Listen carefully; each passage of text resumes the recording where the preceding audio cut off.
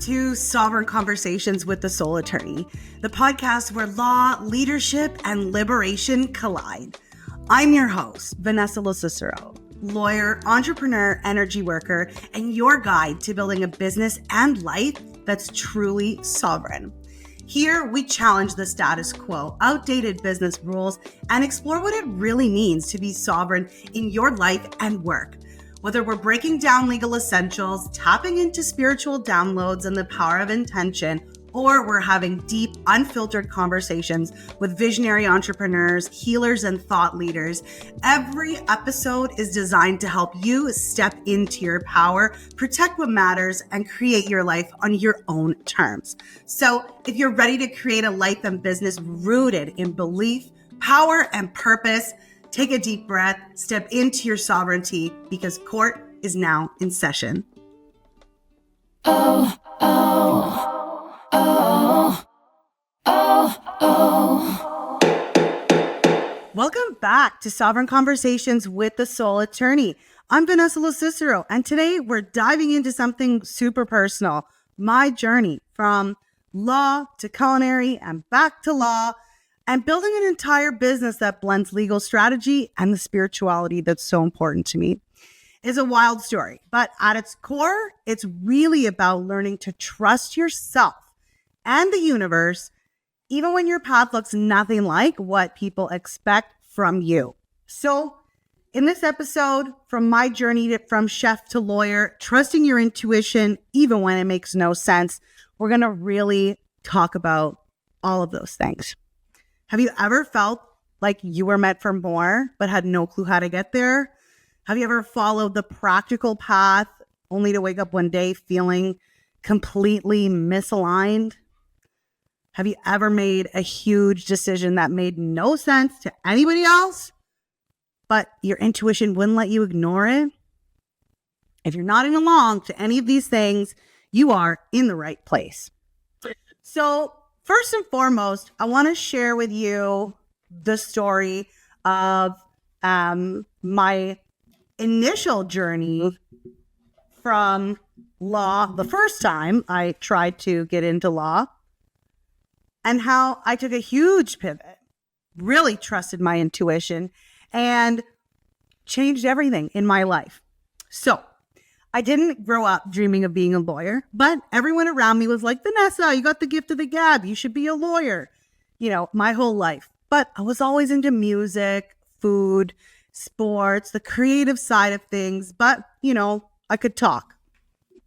So when I was in university, like I mentioned on the last episode, I studied politics. And as my time was ending at university, because I didn't know what to do with my life and everyone my whole life had said, go be a lawyer. The summer before my final year, I wrote the LSAT, took the course. But at that same time, I was also playing in a jazz band, playing my tenor saxophone for like a charity comedy show that was taking place that summer called Queen's Players. And when I wrote the LSAT, like my heart wasn't in it. I wasn't interested in being a lawyer. So I just did it because, it was my justification for staying in town and partying in Kingston all summer, playing in the band. So needless to say, I bombed it, not interested, not going to law school. So in my final year, I was like, what am I supposed to do with my life? Everybody around me was like going off to different grad schools and different professional diplomas and degrees. And I was like stressed beyond belief. I was just like finishing, my papers late at night in the library. And when I would get home, I would cook. I would get home from the library at like 11:30, midnight, 1 a.m., 2 a.m., and I would start cooking up like homemade mac and cheese, different meat dishes, like baked goods, like you name it. Like I just started cooking, and I didn't really know how to cook very well, but I would try and I would create comfort foods. And I had a amazing roommate at the time, still a bestie of mine, Anya, who had read an episode of, I think it was Vogue or some magazine, where a chef from Spain, Ferran Adria, was in an article talking about molecular gastronomy. This was like a long time ago before it became a thing.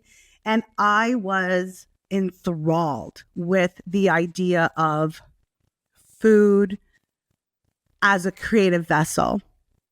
And I loved the idea of hosting and preparing and setting the stage, setting the scene for transformation through food. So that, coupled with my complete desire not to be a lawyer, with months left of my degree, I told everyone in my family, that's it, fuck being a lawyer. I'm going to culinary school. I'm going to become a chef. And the people in my life thought I was crazy. My mom almost fell off the sidewalk when I told her. And we laugh about it. But the reality is that I didn't give a shit about what anybody thought. I wanted to follow my passion. I knew that if I had tried to become a lawyer at that time, that something in my soul was going to die. Like it just wasn't right for me then. So I went to culinary school and I did a 2-year, diploma in culinary business management, where I not only learned to cook, but also learned how to like run a restaurant and the business side of things. And had a really amazing opportunity during that time to go and chef out at the Fairmont Chateau Lake Louise in the Rockies in Alberta. And I spent a season there chefing, worked my way up from the prep kitchen to the line, to the main line, the main restaurant kitchen. And I loved all of it. But the reality of the restaurant industry is that it's brutal. Not only like the long hours, the low pay, and the fact that it like turns your passion for cooking into your job. And as a woman, I felt like there was a lot of hurdles. But I realized that due to the nature of the beast, in order for food costs and the business side of the restaurant to keep on humming, menus and recipes and rules have to be followed. That's why the traditional kitchen is designed like a brigade. There's levels and everyone has a role, and this is the recipe and it has to be followed. And you pull out a scale and you measure, this is how much quantity of certain ingredients and portions and all of that, which totally makes sense because food costs are food costs, especially, when we think about it in today's economy. So all of that reality quickly crushed the creative fire and the creative dream that I had for the culinary world. And I worked at it for a few years after I got home from Lake Louise, and I finished cooking school in different restaurants around Ontario and Toronto, and started realizing that it just wasn't about the creation of these beautiful things and, serving nice dishes. I didn't want to do it anymore because the love and the passion and the creativity was slowly being sucked out of me with every shift. So I stayed in it probably for a little bit longer than I should have because I didn't want to seem like a quitter. I had totally pivoted away from the idea of like a professional career. Fuck law. I'm never going to be a lawyer. This is when I'm 20, 21, 22, whatever. And I had to stick to my guns and say, okay, I decided to be a chef. Now I'm going to stick it out. I'm not going to be a quitter. I'm going to stick with this. So it was hard to realize that I had made this decision that was so different and so pivotal and made sense to nobody, not even me at the time. But that decision, looking back, was part of, boom, the expansion of everything in my story. So what I learned in that was that sometimes we hold on to things, we stick things out because we don't want to be a quitter longer than we maybe should because we We don't want to admit that it might not be right for us. So even though I had done that pivot towards culinary, after a couple years, I was like, this might not be for me anymore. And I was like, okay, now what? Right? Now, how do I go from being a chef to being a lawyer? Well, while I was chefing and starting to feel frustrated about following other people's menus and recipes, I thought, how can I follow my own recipes? What can I do? What can I create? And I love sandwiches. I love always wanted to open a sandwich shop and open a restaurant where it's my food on the menu. But I was terrified of all the legal liabilities and the risks. And, having done the business management side of the diploma, I knew that there were a lot of risks in actually running a restaurant. So I was like, okay, I see that the money is in being a business owner, not in necessarily being, the one doing the cooking on the line. And I was like, where am I going to go learn all this business stuff? Right? I could have done an MBA, but law school seemed like the route, based on my history in life and all of that. So I pretty much decided to go to law school so that I could learn all the legal side of running a business. And it took a couple years for me to pivot back and study for the LSAT again and apply to law school and go through that whole process.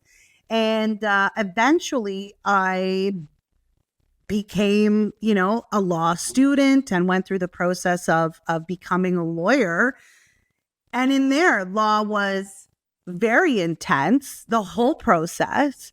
And I love the study. I love the knowledge. I love the idea that I was developing a skill set that would not only help me, but help me help others and make an impact in a way that was a little broader than, just a plate of food, an experience at a table.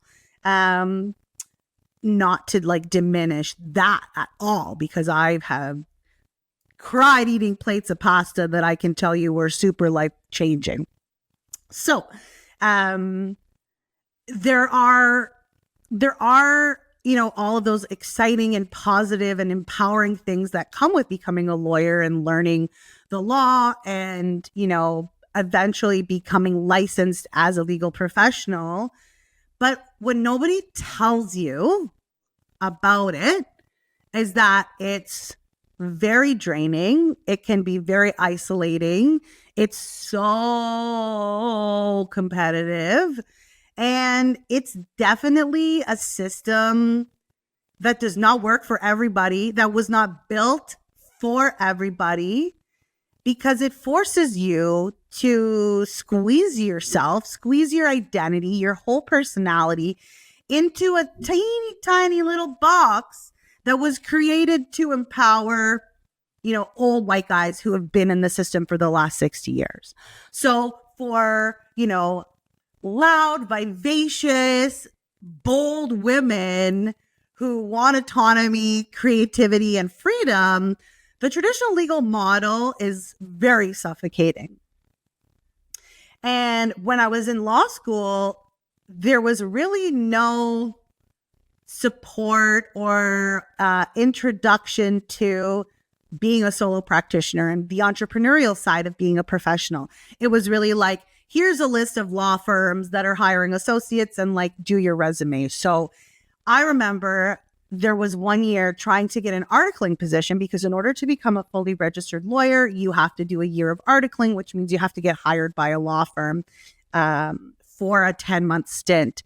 And I think I wrote something like 60 resumes that I changed specifically for each place, as well as cover letters that were all personalized.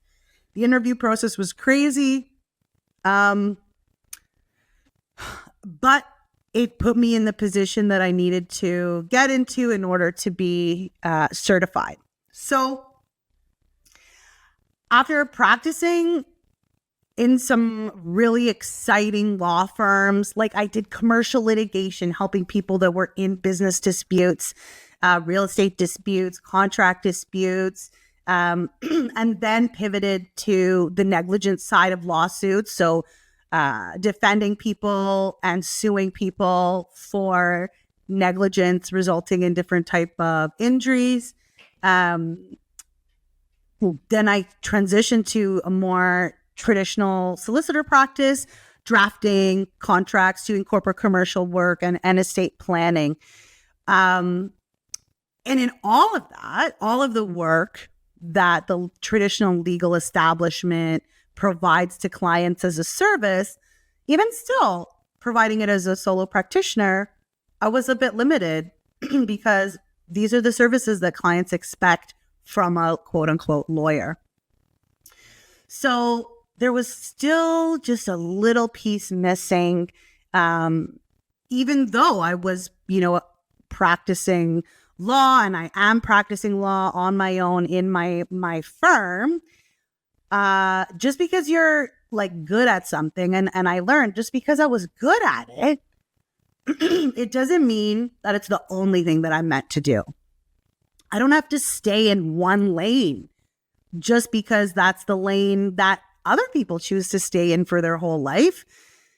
I don't have to. So that realization was like, okay, Vanessa, now what? Right? That now that I've broken that self-imposed rule of the traditional legal system, what else can I do? How else can I serve? And how else can I have a positive impact on the world? So I thought, what if I could do this and serve the world in a way that combined my legal understanding, experience, strategy, as well as all of these other components of my personality that in the traditional legal establishment didn't fit into the box. So through that, I created Soul Attorney. That's where Soul Attorney came from.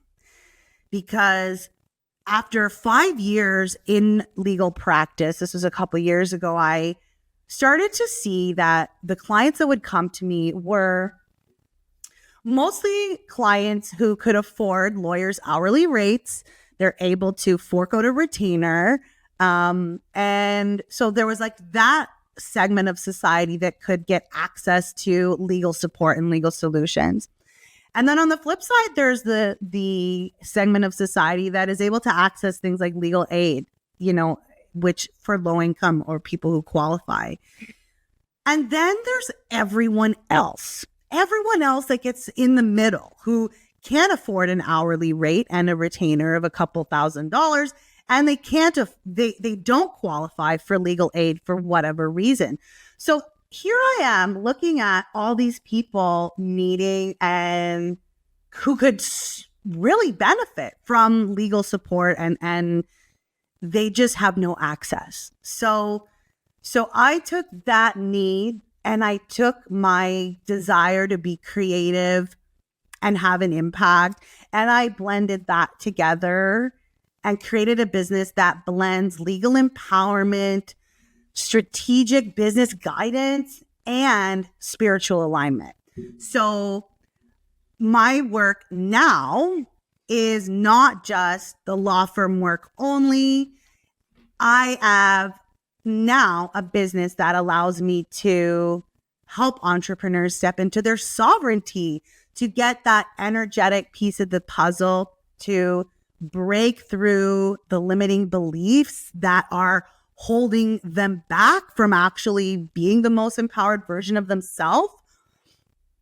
I don't just talk about law with my clients. I talk about intuition, energy, intention, and the quantum power of aligned decision making. Because it's one thing to have the strategy, to have the paperwork, to have the lawyers and the signatures. And it's another completely to have the confidence and the power that can stand behind that. So I wish that, in the past, someone had told me that my career path is not meant to be a straight line. I used to look at the people around me who, I went to high school with, who went straight to law school or, undergrad and then law school and straight to, a downtown Bay Street firm and think, fuck, what did I do wrong? Like I used to say that to myself when I realize now that I'm so much more successful because of the pivots that I took, because there's no one right way to do life. And how I choose to do my life and the decisions that I choose to make and pivot and, listen to my gut when it's telling me to do something. That is what I wish I had known sooner. Because now I can do both. I can do it all. I am doing it all and allowing all of the parts of me to live and come out and be expressed. And I can be a lawyer. I can be a saxophone player. I can be a coach. I can be a Reiki healer. I can be a runner. I can be whatever I want because I have taken the risks to self-direct and be my most sovereign self. And the most successful people are not those who followed, the blueprint, followed all the shoulds. They're the ones who create their own blueprint. And sometimes it takes trial and error. Sometimes it takes fucking up and bruising your knees and falling and stumbling and trying and failing and trying and failing and trying again. But when you have sovereignty, you know that you have an unlimited wellspring of power inside of you that is the fire that's going to help you keep getting up after you fail every time and keep trying again, because it's you who has the power to create the life that you actually want. Nobody else is going to do it for you. So if you feel stuck in a path that really doesn't align with your heart, with your desires for your future, this is your permission slip to choose again. I'm offering you that option right now. You don't have to ask for permission. You don't have to, wait for it. But if you are, here it is. I'm giving you full permission to choose again. And if your life and your business feel suffocating to you, redesign it. Think of a way that would be the most expansive expression of your life and choose that. Follow that energy. Your path isn't supposed to make sense to anybody else. It's really not. So trust yourself, listen to your gut, listen to your intuition. I have a tattoo on my arm that says, listen to the whispers of your soul moment by moment. So listen to those whispers, make the pivots you need to make the bold changes or even the subtle changes that are going to have that profound impact in your life, even if it feels scary. Feel the fear and do it anyway. Think of fear like excitement. Let that fear, tingle on your skin like anticipation and excitement for what's actually going to come. Oh, I did that. Even though it was so scary, I did it multiple times and I will continue to do it throughout life as the pivots and the opportunities present themselves to me. No shame in the game to pivot, really. So if this episode spoke to you, hit follow, leave me a comment, subscribe, and binge the next one because it's going to be a really juicy episode. And if you want to chat about anything you heard today that inspired you, please send me a DM on Instagram at soul.attorney and tell me what pivot you're being called to make. I want to help you navigate that change. So that's it, friends. Until next time, court is now adjourned. Oh, oh, oh, oh, oh.